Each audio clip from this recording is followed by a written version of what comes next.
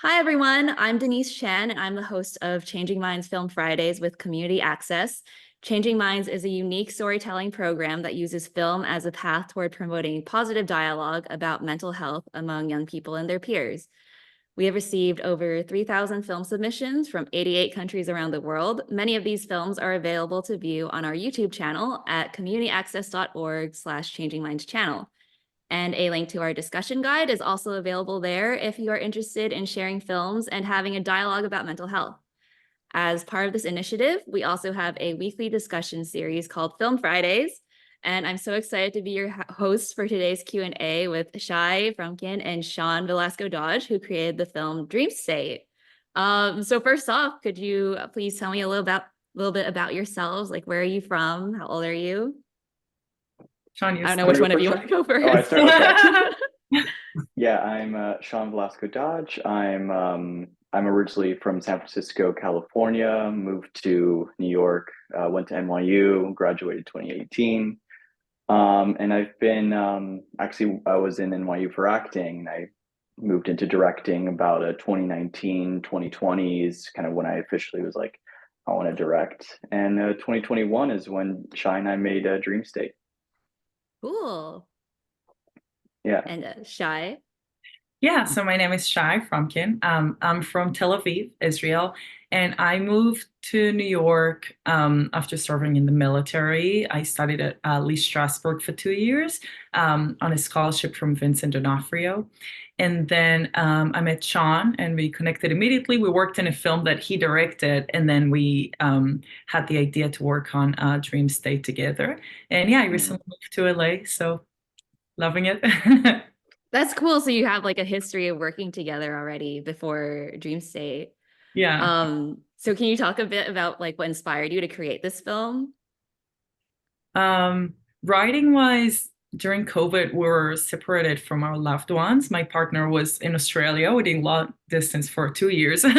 And I think it was coming from from feeling alone, and the characters in the film are struggling with feeling alone and, trying to deal with their traumas, trying to find one another in order to heal. So yeah, it kind of came from that. Was it based off of like a true story? It felt like it had a very personal touch to it. Parts of it. Yeah. Yeah. And what was the creative process like writing the script and shooting it, like working together? Yeah, I think that's pretty interesting because, like as Shai said, we'd worked on a project at the tail end of 2022, and we filmed this in February of 2021. Like due to COVID restrictions and budgetary reasons, I had to put that project that we initially worked on together on ice. But what's funny is that we actually had met prior to that. Was it like a year or so before, Shy, in a screenwriting class? And that's kind of actually where we kind of like initiated our friendship, and we didn't really partner together until 2020 2021. But kind of from me is once I kind of made a decision to kind of move into something, I wanted to move into to a project that was more intimate, something that was a lot more attainable, and the landscape that was filmmaking during COVID. And I really, from what I remembered working with Shai in the screenwriting class and working with her on my project in 2020, was that we really had like a chemistry of like partnership that I really enjoyed. And so, I reached out and we started working on like different ideas. I had this and she had this. And then you came to me with, what was it? It was like a monologue, right? Yeah, it was a monologue at first about sleepless nights and nightmares.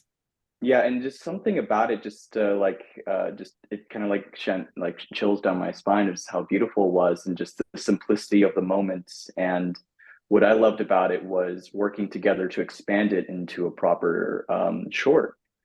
And so that's kind of we kind of went from there. I was in San Francisco, Shai, you were in New York, and so it was just like kind of going back and forth with ideas until we finally decided, all right, cool, we'll do this one weekend. We shot over one night, and that was kind of, it was a very streamlined process in that way. And then we spent several months editing it. Yeah. Yeah, spent way more time editing it. But yeah, and it was really, yeah, it was really labor of love, because I come from a musical background as well. I grew up playing piano and guitar, and so the musical aspect of it just immediately connected with me. And also anything to do with family just is something that I really love. And again, I have two older brothers as well, and so just there are just so many moving pieces that just all resonated with me on an emotional level. And also I was able to just to see, okay, this is the story, this is the world that kind of needs to exist to kind of bring this voice to life. And then yeah, I kind of went from there. And I still to this day have really loved the whole process. That's really cool. So you kind of like helped visualize it while Shai came up with like the writing and concept and everything. Yeah, more or less, where I didn't touch the script at all. I mostly kind of breathed, I kind of like pulled it out of just kind of being contained to the one, to just to the bedroom, and kind of blocking it into the other parts of the apartment and giving it a little bit larger of a scope. And just expanding it into something that really people could settle into, be touched and moved by the piece, and then have time to kind of you know, with the beautiful credit score that we have, just kind of let it wash over them. It's only 5 minutes, but a lot happens in it. Yeah. Yeah, Really, 5 minutes. really, Yeah, a lot can happen in 5 minutes. Yeah. yeah, exactly. So yeah, that that, flute piece, I'm actually curious about. Like, how oh, long it's have you so been good. playing the flute? I've been playing since I was 10 years old, kind Wow. of like my entire life. And then in the military, I was in the orchestra too. Oh, And that's I Oh, amazing. cool. wanted to combine music and filmmaking. I was just never sure how and when. And then when we started working on this piece and shaping it together, it just made a lot of sense. And it's a piece that I used to play. And I used to play for my grandparents too back when they were alive. So I don't know, it made a lot of sense. And Sean's partner also did the soundtrack. Hmm. Uh, besides the flute and everything. So everything came together with love to music and to one another. Yeah. That's so cool that you got to like incorporate that into your film. So like on that note, what are some of the themes in your film like relating to mental health? I I'll think, let you take this one, Chai. Yeah. yeah, anxiety and, the fear of being alone and not really know how to reach out for help. In the film, Sky and Nandru, they're siblings, but they're both suffering from these sleepless nights, and they kind of find it hard to find one another and to heal, because they're so scared of what the other would think or judgment. And, they're just so deep in their trauma. So I think trauma and anxiety and loneliness, not reaching out Yeah. for help. Yeah. Yeah, your film kind of has that theme of like communicating and like sharing Hmm. stories to kind of like understand each other, or like through the music too. So why do you think that film is a good vehicle for discussing mental health? I believe that it's just what I love about film is that it touches on most every aspect, like every aspect of just community and life, whether it be verbal or touch or light and color.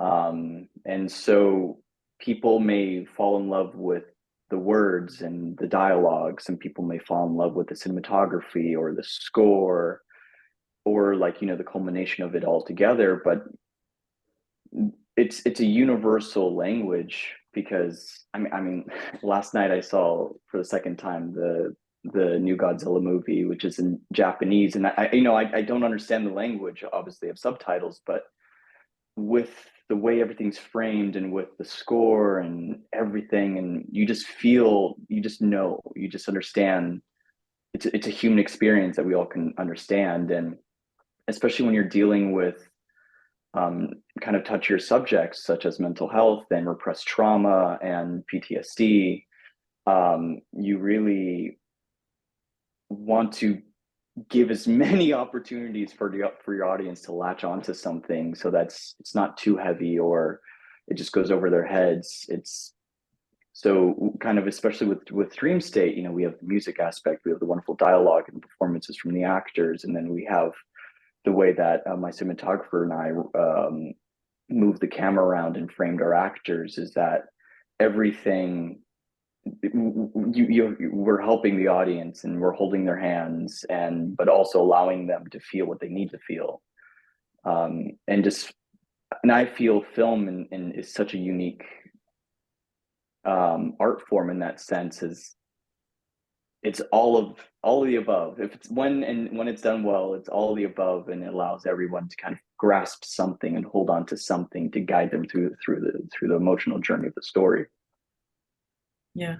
And if I can add, I think too, when you watch a film, it almost allows you to talk about these elements that usually Mm. you might not speak up. So I think we're kind of hoping to inspire viewers to speak up, to get help, to even talk to one friend about their issues and trauma and things they're struggling with. And so yeah, we're kind of hoping that would help viewers to connect to that. Yeah, it's so accessible. I think that that's exactly it. Is that it's an incredibly accessible art form. Um, it's so easy to send a link or to spend 5 minutes and watch something like this and feel that you know, it might give someone the agency to be able to talk. And again, that's the core of our film, is communication or the lack thereof. So yeah. Yeah, I mean, you guys kind of touched on it already, but there is like a lot of stigma around mental health still. So how can like filmmaking and storytelling kind of help to break that down? Want to take this one, Shai? Yeah, I think just being open to, you know, even if you watch a film like that or the other, we watched some incredible films in Changing Minds Film Festival, and I think it Mm-hmm. all touches subjects that are so sensitive, but watching it on the big screen kind of allows you to talk about it. You know, you watch a film, you talk to your friends about it, maybe something pops up, maybe you say, you know, I actually felt like that once, or, you know, I really liked that film because, and it kind of sparks conversation that is very much needed among people who are finding it hard to talk about mental health, and most of us are. You know, it's not easy. So yeah, I think it just gives you the power to speak up in a way, because you can see that other people feel like you, that you're not as alone as you thought you are. Yeah. Yeah, and kind of going off of that, there's this barrier of, you know, suspension of disbelief with any project, whether it's fantasy or based on a true story, that I feel audiences, specifically people that are kind of going through similar experiences, you know, they're not getting hit on the head with like it's not real. Like there's you know, there's a small part of us that that always, unless it's a documentary, for instance, it's really, it's not real. And that kind of, I feel like that small barrier might just be what people need in order to really see that, oh, this is what I'm going through, because they might not have the language or the verbiage to really understand or be able to speak on what they're going through and what they're feeling. And so I believe film is a great way to kind of access that. Yeah, those are all like really great points, because you can kind of like find something to latch onto in like a film or story that you like Mm-hmm. relate to, and then you can like show that to someone else rather than having to like confront it like Exactly. so realistically. Yeah. um, Less yeah, I scary. really like that. Yeah, it's a little scary. It's a little less scary to talk about film. So Mm-hmm. yeah, Exactly. like, yeah, it's really cool seeing you guys make a film about that, where like people are kind of like communicating through not quite film, but like through that medium of like the flute piece too. Mhm. Like, I think that was really special. Um, Thank you. yeah. So yeah, thank you so much for taking the time to talk about your film. What are some of your hopes for the future? What do you want to work on next? Are you guys working on anything together again? We should. Yeah, we should. Yeah. It's a bit more tricky. Funny enough, though, I'm helping produce a short for my friend who's in the directing program at UCLA. So I'll actually be in LA Shy in March. So Nice. yeah, we'll definitely connect. That's amazing. Yeah, I've wrapped up kind of my series of shorts. I have three other ones besides Dream State. Um, two of which I'm getting licensing for music, one of which I'm finishing editing, and one is being submitted to festivals as we speak. All different genres, but I'm currently writing my first feature film that I'm planning on getting produced next year, and I'm in talks with producers about getting that made. I guess this year, actually. January. Cool. Crazy. Yeah, it's awesome. Yeah. And How about you, Shai? I finished writing a short that I want to produce soon about military and kind of coming from that background from Israel. And I'm expanding it to a mini series as we speak. Oh, cool. So I want to get that produced too. Hopefully soon. I'll probably do the short proof of concept, get it to some festivals, and while working on the mini series on the pilot and trying to get that produced too. So yeah. That's awesome. You guys both Is have this projects you're working on. Where can people find you if they want to check out your work? My other short is on Amuleto. It's called Crush. So if you type out my name, Shai Frumkin Crush, you can find it. It's a short we did. I did with brilliant people before Dream State. So yeah, you can do that, or I'm on Instagram under my name. Awesome. And Sean? Yeah, I'm pretty active on Instagram. I also, when festival season's over, I've also upload my projects to YouTube as well. I have a few pieces there as well. But yeah, just my name. Pretty Cool. Well, easy. definitely go follow these two. Check out Dream State. It's on the this YouTube channel that you're watching right now, probably. Yeah, thank you both for taking the time to talk to me. This is really Thank you so cool. much. Thank you. We really appreciate it. Thank you. Cool. Thank you.